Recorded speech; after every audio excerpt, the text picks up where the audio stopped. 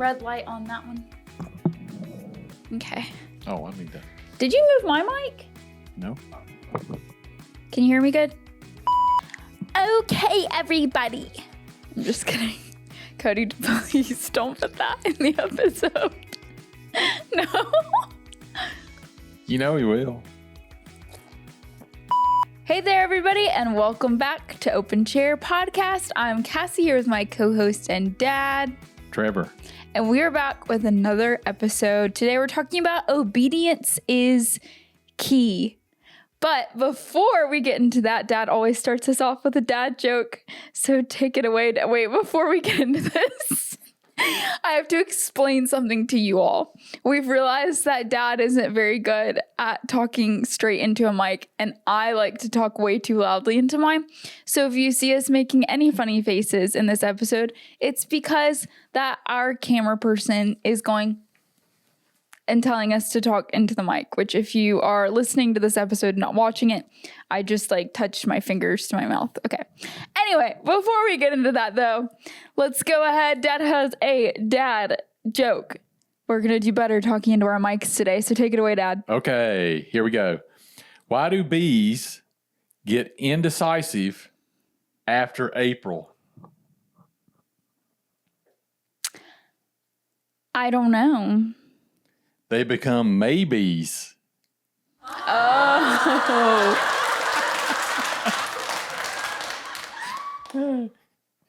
It's spring. That was silly. But I guess all dad jokes are. Have you ever heard a dad joke that wasn't stupid? What are you saying? What are you saying about yourself? I'm not talking about my jokes. I make them make sense. Oh, yes. Of course.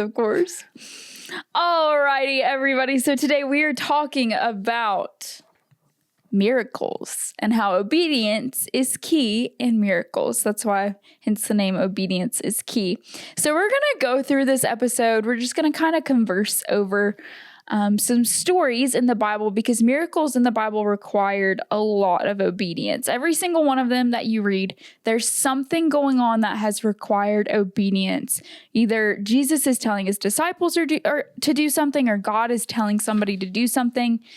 And typically, it wasn't really normal stuff, which miracles never really are typical. That's the whole, Oh, yeah. the whole thing of miracles is they're not really normal.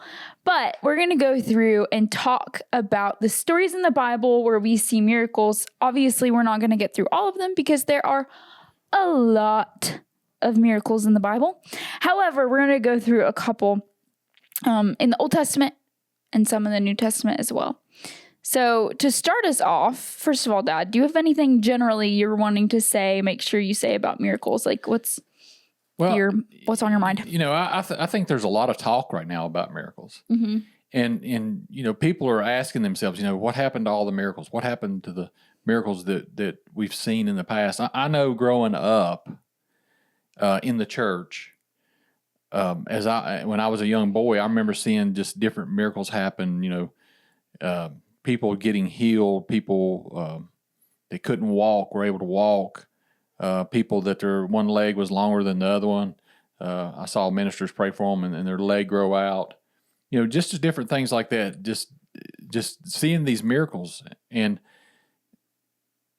the question is, why are we not seeing miracles today like we have in the past? I love to read about past revivals and things like that. And one of my favorite ones is Azusa Street. And, just recently it was their 120th reunion for Azusa Street. And Azusa Street had some of the most miraculous miracles that were told that happened while all this was going on. And one of the keys that we see, and I'm not saying it's the only key, but it's one of the major keys that we see is obedience. Obedience is one of the keys that brings about miracles. And that's what we're going to look at today. We're going to look at some of the miracles, like you said, in the Old and in the New Testament, and just analyze them and just kind of look at them and say, all right, where were they obedient? How did their obedience affect this miracle taking place? Yeah. And I think the thing is, though, too, is I get what you're saying. I do agree with you that I feel like a lot today, there's a lot of people who are asking, why aren't miracles happening? Why aren't we seeing it? And a lot of that is people, honestly, the question underneath that is, why do bad things happen? And we're not going to answer that question today. Oh, yeah. No. But just to give a brief thing, if you're out there wondering that, we do live in a broken world, and sometimes we don't understand why hard things happen. And part of having faith is knowing that God's in control, even in bad things and bad moments. But let's get into the miracles of the Bible, because I've seen miracles in my life. Dad's seen miracles in his life. Yeah. And I was even talking to Dad the other day about how miracles are both big and small, supposedly small. They're not small, but there's some miracles that truly we can overlook every single day. God's provision is a miracle. I think about that. I think about just like protection, divine protection. I actually just thought about a story that I actually haven't ever told you guys. Should I tell it? If you want to. I mean, is it a miracle about you? Yeah. But you might be mad. Last summer, whenever I was driving back from Ohio and Michigan, I was driving in West Virginia. And if you've never driven through West Virginia. Was it Mothman? No. Oh. God, no. It was not Mothman. Oh my gosh. If you guys don't know what Mothman is, maybe don't look him up because it might scare you. But anyway. I was driving through West Virginia. It was dark. I was like, where am I at? Because I thought the tunnels, I'd been driving for like hours and hours and hours. And I was like, where am I? And so I looked at my phone for like a brief second and I drove off the road. Did I tell you about this? I don't remember telling you about this. I didn't think I told you. And it freaked me out and thank God there were no cars around me. And I swerved all the way to the other, because I overcorrected, which was my bad. But it just freaked me out because I wanted to see where I was going. And they're like curvy roads through West Virginia. But anyway, I went all the way to the other side of the road. And I remember I just said, Jesus. And then it was like, it just straightened out really fast after I said that. Well, I mean, me and your mom have a similar story. Was you done? Yeah. Okay. That was it. And we were going... we're on a mountain road, a curvy mountain road, and I looked in front of us, and a truck was coming up around a curve, and as me and your mom were going into a curve, there was a white vehicle decided to pass the truck, and we were beside the truck, and we were the last thing I remember truly was seeing that white car right directly in front of me. And I heard your mom said, Jesus, really loud. Same thing. She said, Jesus, really loud. And the next thing I know, we're on the other side of everything and we're going on down the road. And I kind of look over at her and I said, did that just happen? And your mom was like, yeah. And, we can't explain it. We cannot explain truly what happened in that moment. Yeah. And the crazy thing was there was a truck behind us too following us, and they were in behind us again, following us even after this car and all that happened and everything. And still, we can't explain what happened, but God is with us and God is protecting us. And that's one of the reasons, and we need that. I mean, you probably need to do one of our episodes on miracles. Psalm 91. Psalm 91. Oh, yes. Yeah. That would actually be really good. Let's do that sometime. We need to do that. I'm going to write that down. But anyway, those are some tiny everyday miracles that we've seen in our lives. I've seen more. I've shared it on here. The Lord healed my mind of anxiety a couple years ago, which was pretty crazy. I've seen other ones. I've seen my nephew was supposed to have like a giant goiter and he was born without it. I've had a friend who her leg was healed and it was broken, and it's like these things still happen. But what is the key? It's obedience. It's one of the keys. We want to go in here first. One of the Old Testament stories that we noticed that we were thinking about is the story of Noah's Ark in Genesis.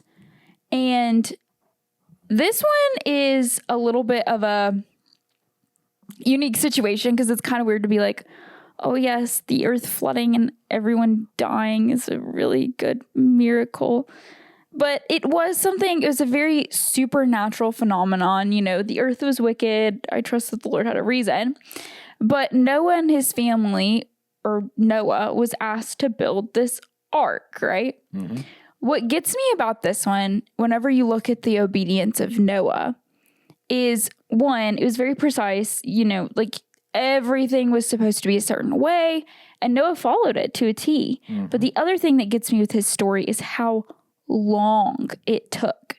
And the people who were constantly at his back saying, you stupid, like, why are you even building this boat? What is this rain? Where's this rain at? So he's being mocked. And so there was so much obedience that went into Noah's story. And I just think about that because it's like, can you imagine? Like, if God asked me, Kassie, I want you to build a huge boat right now because I'm going to flood the earth. And then would people you go out and build it? Yeah, I would hope so. But like people mocking me like day after day. Well, number one, too. That would be crazy. God's not going to do that because he made a promise. Well, no, he's not. He made a promise. He made a promise that he would not flood the earth again. I like to imagine, like what would I do if I was in their situation? Yeah, most definitely. That would take so much obedience to say, you know what? Yeah, I'm going to keep building this boat, even though everybody around me is making fun of me, mocking me, saying, hey, this is stupid. What are you doing? But he knew that his obedience was key and that his family would be saved if he was obedient to God. Do you think there was any encouragement to him when he began to see the animals coming to him 2 by 2? Oh, probably. I mean, that would freak anybody out. This stuff is like, yeah, it really, like when you really think about that, it's like, can you imagine like these lions just like approaching you? It's like, can I get on your boat? Like, not without a ticket. That would be wild. But yeah, I think about these things. But so that's Noah's Ark, the obedience of Noah. Do you have anything else about Noah and his ark? Well, and there's a lot to tell about that too, because in Noah's day, they didn't even know what rain was. Rain hadn't even happened yet. All the water and moisture that they received came down like dew. So truly, if you look back and you read about this, and this is the way I have heard it explained. To your knowledge, yeah. To my knowledge. If I'm wrong, sorry. But what I'd been told, that rain didn't even exist yet. I don't think a lot. They just received humidity and moisture that came down from the mountains and stuff like that. And so rain was something that truly, and especially seeing a flood. So a flood was kind of really out there, and thinking about having to build a boat. I mean, where are you going to put this boat? Because he's probably building it on dry land and waiting on the flood to come. So, there was a lot, like you said, in the people just daily. And, Noah, he basically preached a message of about God. It wasn't salvation, really, because Jesus hadn't come yet. But Noah had a message telling about God and trying to get the people to turn their lives back to God. And what's so sad, nobody ever listened. Nobody listened to him. But he was obedient in what he was doing, and it took him over 100 years to build the ark. Mm-hmm. That's a lot of years. And that's a lot of time of obedience. Mm-hmm. Can you imagine the days he went through be like, should I really be doing this? Mm-hmm. And like you say, we can put ourselves in these people's positions and get a kind of grasp and understanding of, where was their, how did they have this much obedience to achieve what God had placed in her heart and spoke to them. Yeah. Because, I mean, that would have been a very, very big project that he was doing. And, I mean, yeah, it just would have taken so many years. And it's just crazy. But the next one. So we've got Noah's Ark. Noah's, I would label his obedience as, I don't want to say steadfast, resilient, I guess. It was resilient. Noah's obedience was resilient because day after day he was doing the same thing. And that reminds me of, I mean, sometimes it can feel like day after day we're doing the same thing. Oh, yeah. But we just have to stay obedient in the midst of whatever opposition that comes against us, whether that be people being rude or just the monotony of life. Because I'm sure it got monotonous after a while. Like, oh, yeah. Whew. But you think about it. That's what we do. That's our steps of faith. And that was Noah's step of faith. But God will direct us in a certain direction. And we'll begin to move that way. And we'll continue to move that direction in that way until God says something else and has us change. And that's our obedience to God. And that's when we begin to see, God, the hand of God in our life, the things that he does, like protecting us and healing us, and the things the miracles that just take place. And the thing about it is, I think it's very important to even the small, minute miracles that we experience in our lives, cherish them and just, be excited about even the little small miracles that take place in our lives. I'll give you a quick example. This isn't really a miracle or anything like this, but I got your mom for our anniversary. I got her a hummingbird feeder with a camera on it, and we put it up. Was it Tuesday night? Yeah, yes. We put it up Tuesday night, so it was late, and so we knew we wasn't going to see a hummingbird because it was almost dark. But then the very next day, we saw a hummingbird. We actually saw 3. So, even those little things, you just celebrate them. You celebrate even the small miracles that we see taking place in our lives. You want me to talk about the next one? Yeah, go for it. The next one is the fall of Jericho. And to me, that one was one where there was a lot of obedience too. And you think about it, of course, here's Joshua. He's taking over in Moses' place. Moses has passed away. He's died. And now Joshua is taking the reins as the leader of the Israelites. And he's taking them across the Jordan River. And the first place they encounter is Jericho. And the walls of Jericho, if you read it in scriptures, were so large that they would even have chariot races on top of the walls. So, this was just a massive, just security back in that day that people couldn't get in or get out once it was closed up. And God gave Joshua this battle plan.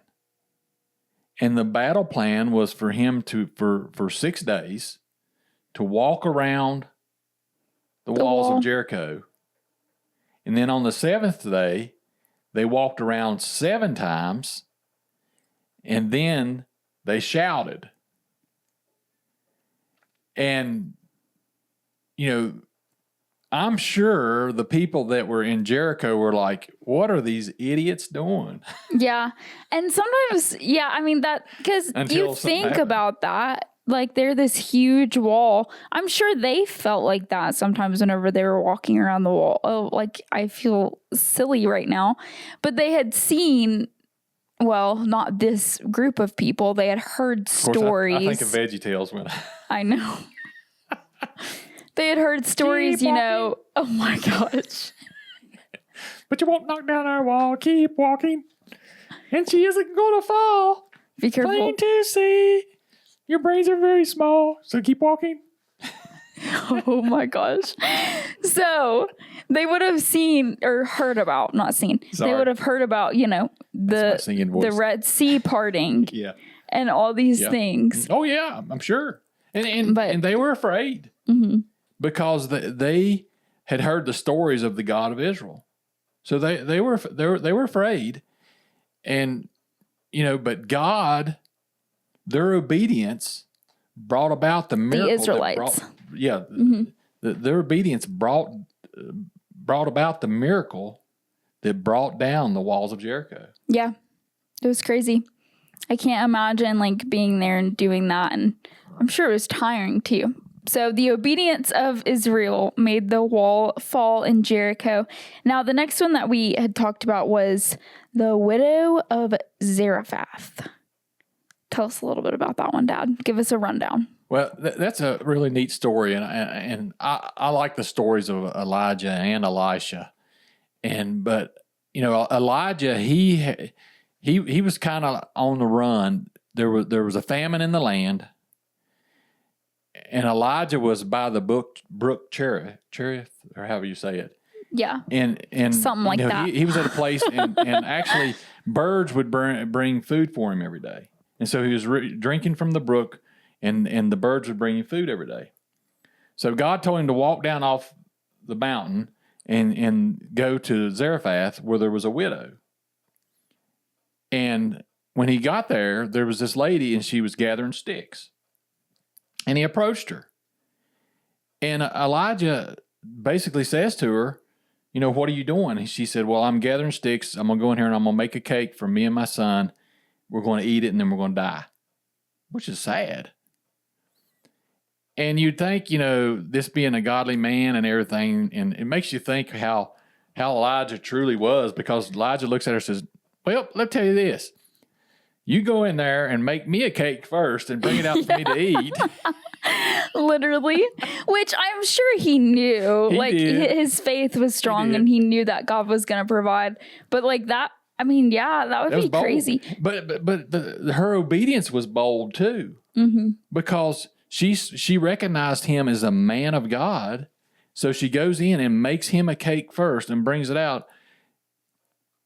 And through that, the oil and the flour never ran out through the whole famine until it rained again in the land, the scripture says. But that is some radical obedience on her part, because her son was relying on her. And you think about that, even nowadays, obedience doesn't always look cute. No. It doesn't always look like we want it to. And I think about even just that example with I don't even know why my brain is going here, but I think about whenever somebody's obedient and maybe, I don't know, whatever example it is. I don't know why I feel like I need to talk about this, but maybe someone's choosing to do something they truly believe with everything in them that they're being obedient to God. And maybe it's something that maybe somebody's hating on them because, oh, how dare you do that to your family and your children? But then we have examples like this. And don't get me wrong, there's wisdom. But we have examples like this in the Bible where literally this lady is putting her obedience in God above her children, which is the call of us as Christians. It's that kind of radical obedience where if God tells me something, even if in the natural, it looks like I'm failing my family.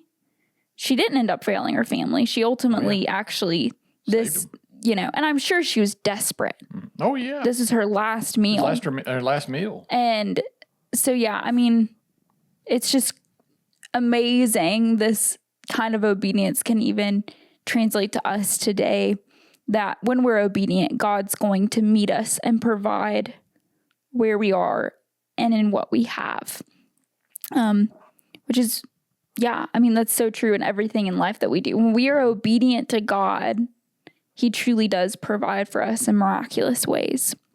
But moving on to the New Testament. So which one of the miracles in the New Testament do you want to talk about first? So the first one that I want to talk about. And an obvious one, real quick. Oh. Is Jesus' obedience. Well, yes. And the greatest miracle we could ever experience. Yes. So now go ahead. Which is salvation. Jesus was obedient until the cross. Yeah. and after, obviously, but Yep. that took a lot of obedience. But one that I wanted to talk about is the catch of fish whenever Jesus goes and finds Peter. Mm-hmm. This one has always struck me as just,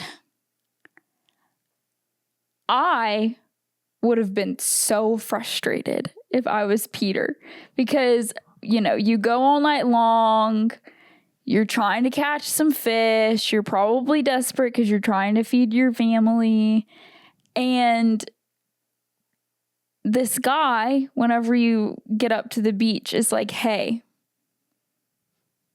actually, I want you to put your nets out on the other side of the boat. And I can only imagine that Peter, who's a fisherman, is like, nah, man, I know how this stuff goes. Like, I know how to do this. I've been doing this for forever. I've always done it this way. Why the heck would I do it that way? But then he does it. He's obedient. And they get this insane catch of fish that comes in, and they fill up like 2 boats or something crazy like that. Yeah. I can't remember how many boats it was, but it was a lot of boats that they filled up. And so I think that is just cool for us, because even through our lives, the monotonous things, I think about our jobs and stuff like that. Maybe one day you hear this little whisper and it's like, hey, do this a little differently today.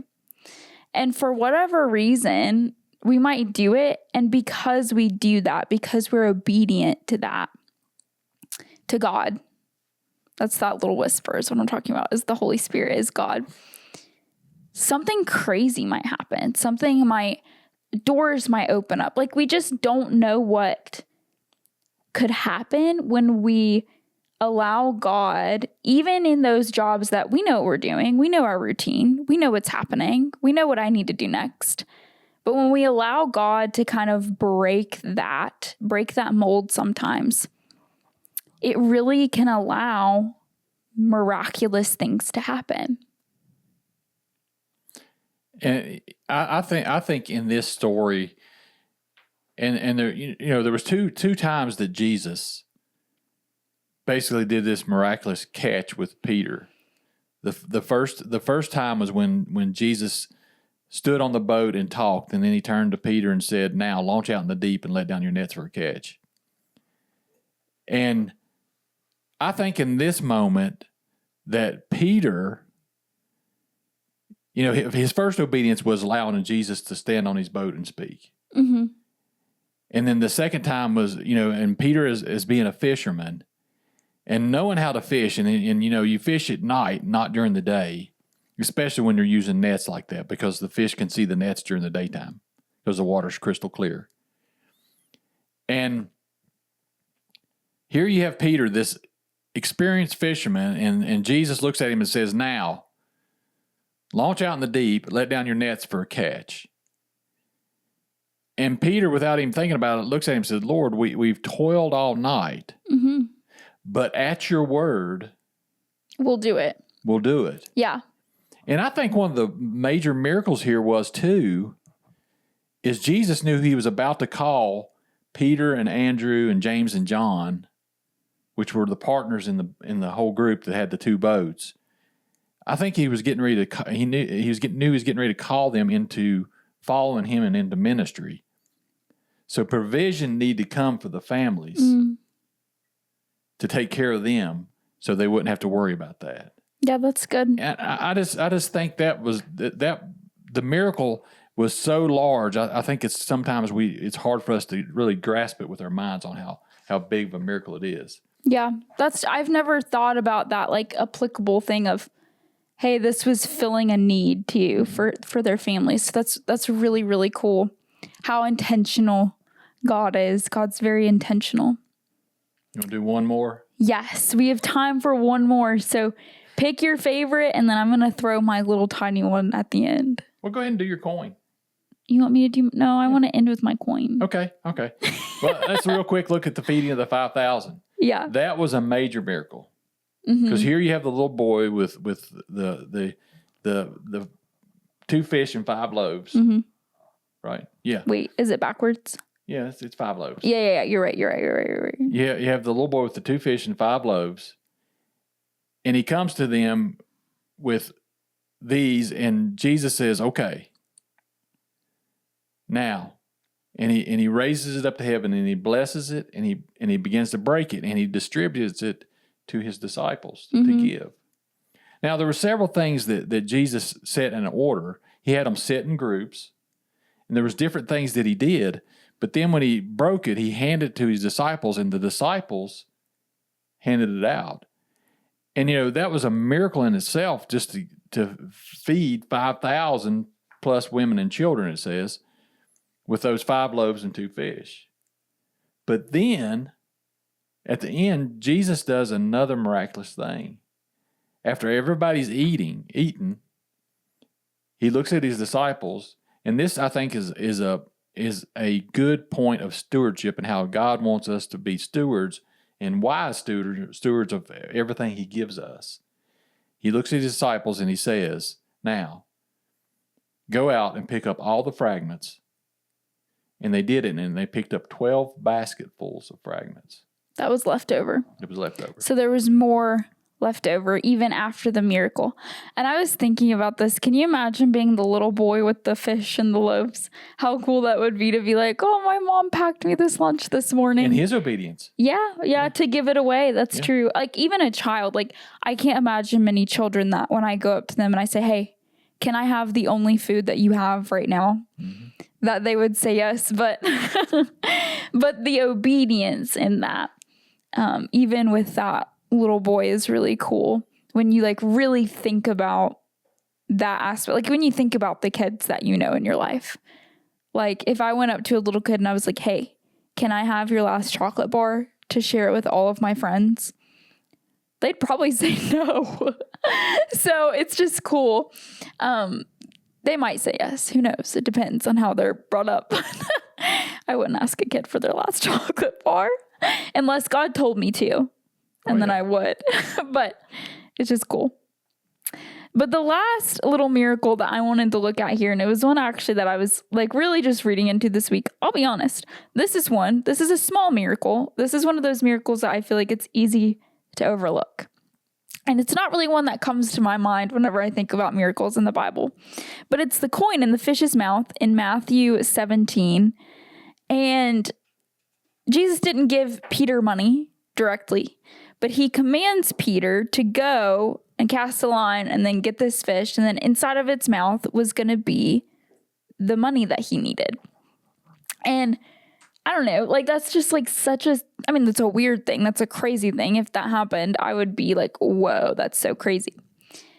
But the point of it is that there's these tiny miracles that happen and sometimes we can overlook them. And it's like Dad was saying, with the hummingbird, like that's a miracle in and of itself. I think about, there was one time at the beach a couple years ago that I was just in prayer. And because Dad always gets these crazy revelations at the beach and he has these dreams. And I'm like, oh, God, like what? Speak to me about things. And he does. But I remember I was out at the beach and I just was talking to God. I was walking up and down the beach by myself. And I was like, okay, Lord, I want you to give me big shark's tooth, the biggest one ever. And I was out there, didn't find any shark's teeth. I was like, what the heck, God? And I just remember I heard this little whisper, stay out here one more minute. And exactly, I want to say it was like 8:01 or something like that. I was like, okay, God, I'll wait till 8:01. And exactly at 8:01, those like lanterns entangled? A single lantern like entangled went up in the sky. And I remember I was like, oh my gosh, that's so cool. That's the kind of like little miracle that I think about. Like this was a moment, God knows, I think the little lanterns entangled are so cute and cool. And so did my miracle look like a giant shark's tooth? No, it was a little lantern. But God is intentional and in our obedience, even when it's weird things like, hey, stay out on the beach till exactly 8:01.